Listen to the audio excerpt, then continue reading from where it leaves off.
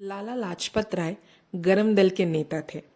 लाठीचार्ज के दौरान उनकी मृत्यु हो गई, जिसके कारण चंद्रशेखर आजाद और भगत सिंह के दल में खलबली सी मच गई।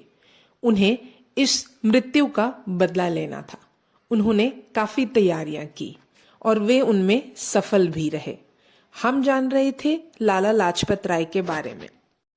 आर्य समाज के महर्षि दयानंद सरस्वती के जीवन चरित्र, व्यक्तित्व एवं उनके सामाजिक से प्रभावित होकर लाला लाजपत राय आर्य समाजी बन गए।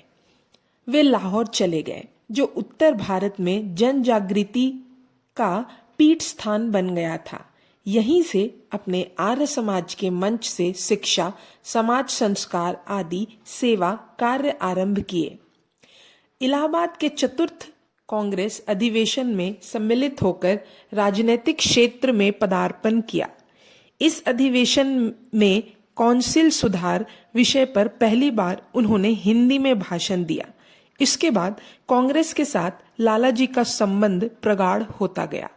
सन 1905 से 6 में स्वतंत्र राष्ट्र की मांग करने के लिए जो शिष्टमंडल इंग्लैंड जा रहा था, इसके लिए लाला जी को चुना गया। वहां पर अपने 1 महीने में 40 व्याख्यान दिए, बहुत से प्रमुख व्यक्तियों से भेंट की। तब उन्होंने यह महसूस किया कि विदेशी शासकों से भीख मांगने से कोई लाभ नहीं है। यदि हमें अपने लक्ष्य की पूर्ति करनी है तो स्वावलंबन की नीति पर चलना पड़ेगा। स्वदेश लौटने पर उन्होंने देशवासियों से यही संदेश दिया। सन 1905 में कांगड़ा में आए भयंकर भूकंप के समय अपने सहायक समिति की स्थापना पर हजारों लोगों की सहायता की। उन्होंने सन 1901 के दुब्रिक्ष कमीशन के सामने ईसाई मिशनरियों द्वारा की जाने वाली धर्म परिवर्तन विषयक धांधलियों की पोल खोल दी और अनाथ बच्चों की रक्षा के लिए अपने सुझाव भी दिए। उनके प्रयत्न से उत्तरी भारत में सर्वप्रथम सुसंगठित रूप से अनाथालयों की स्थापना हुई, जिससे हजारों बच्चे विधर्मियों के हाथों से जाने से बच गए। बंग भंग के युगांतर काल में पंजाब केसरी लाल लाजपत राय की दहाड़ ने नौकरशाही का दिल दहला दिया। उन्होंने काशी के प्रसिद्ध कांग्रेस अधिवेशन में बंग भंग विषयक मुख्य प्रस्ताव पर बोलते हुए स्पष्ट शब्दों में कहा, गिड़गिड़ाने रहने की नीति अब हमने छोड़ दी है। अंग्रेज स्वयं किसी भी बात से इतनी घृणा नहीं करते जितने की भिक्षावृत्ति से, और मेरा भी दृढ़ मत है कि भिखारी सच ही इसी योग्य होता है कि उससे घृणा की जाए। अतः हमारा यह कर्तव्य है कि हम अंग्रेजों को यह दिखा दें कि अब हम में इस बात की पूर्ण चेतना जाग उठी है कि अब हम पहले कैसे भिखारी नहीं रहे। लाला जी ने अपनी स्पष्टवादिता तथा निर्भीकता से यह सिद्ध कर दिया कि वे वास्तव में राजनीतिज्ञों में नरसिंह थे। ब्रिटिश नौकरशाही लोकमान्य तिलक के बाद लाला जी से अत्यंत भयभीत रहते थे। बंग भंग की घटना से विक्षुब्ध वातावरण का प्रभाव पंजाब में भी हुआ। वहां सरदार अजीत सिंह के नेतृत्व में जन आंदोलन हुआ।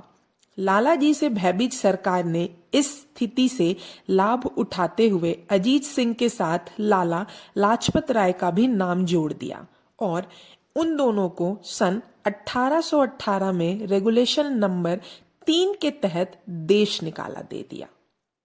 सरकार के इस कार्य से जनता क्षुब्ध हो उठी, किंतु कुछ महीने बाद ही उन्हें मुक्त कर बर्मा से लाहौर पहुंचा दिया गया।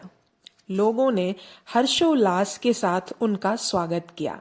आगामी कांग्रेस अधिवेशन के अध्यक्ष पद के लिए लाला जी का नाम लिया जाने लगा, किंतु कांग्रेस में बहुमत रखने वाले नरम दल वालों ने इसका विरोध किया और अध्यक्ष पद के लिए श्री रास बिहारी बोस का नाम पेश कर दिया। तब लाला जी ने अपना नाम वापस लेकर रास बिहारी के नाम का समर्थन किया, किंतु अंत में सूरत में उक्त अधिवेशन के लिए एकत्रित राजनीतिज्ञों में मतभेद हो गया और गर्म तथा नरम दलों के अलग अलग अधिवेशन हुए।